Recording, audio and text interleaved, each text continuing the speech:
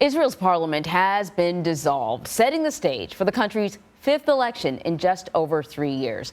Foreign Affairs Minister Yair Lapid will become the acting prime minister in the meantime. The vote to dissolve the Knesset was initially expected to be carried yesterday, but was delayed due to fighting between the coalition and the opposition. So CBS News contributor Robert Berger joins me now from Jerusalem with the very latest developments on this. So yeah, we knew that this was coming, and so now it has arrived. But the timing is not sort of particularly random. So can you sort of bring us up to speed? Why is the Knesset dissolving now? What has occurred that has caused this? Well, the problem is that this was a government of 8 parties that simply were very ideologically different. You had, for the first time, an Arab party. You had pro-settler parties, anti-settler parties. You had hawks and doves. And they got along okay in the beginning. But then, as time went on, this government, by the way, was only in power for a year, which is the shortest term ever.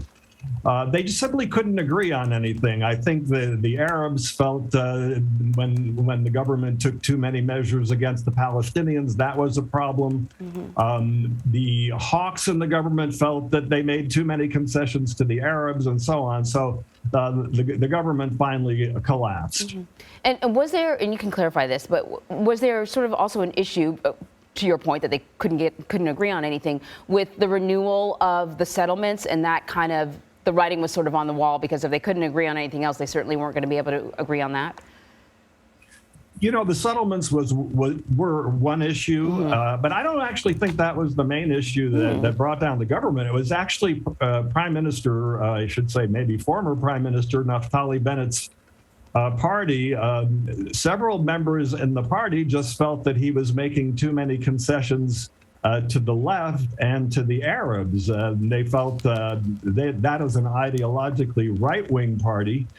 And several of those members dropped out of the coalition, which basically that meant that the government no longer had a parliamentary majority. So no surprise, former Prime Minister Benjamin Netanyahu is applauding this move. I mean, could we see Benjamin Netanyahu sort of resurface again? What are the odds of him? I mean, he's still in politics, but what are the odds of him sort of re-engaging as a political leader? Absolutely. He's known as a survivor, and he certainly has a good chance to make a comeback. He was in power for 12 years before being ousted by this government a year ago.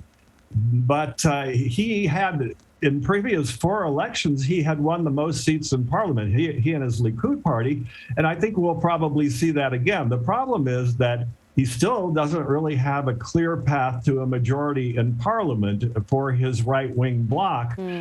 There are a number of right-wing parties, hawks like himself, who simply don't want to sit with him. He's on trial for corruption. That's one reason. They think he's corrupt. They think he's authoritative.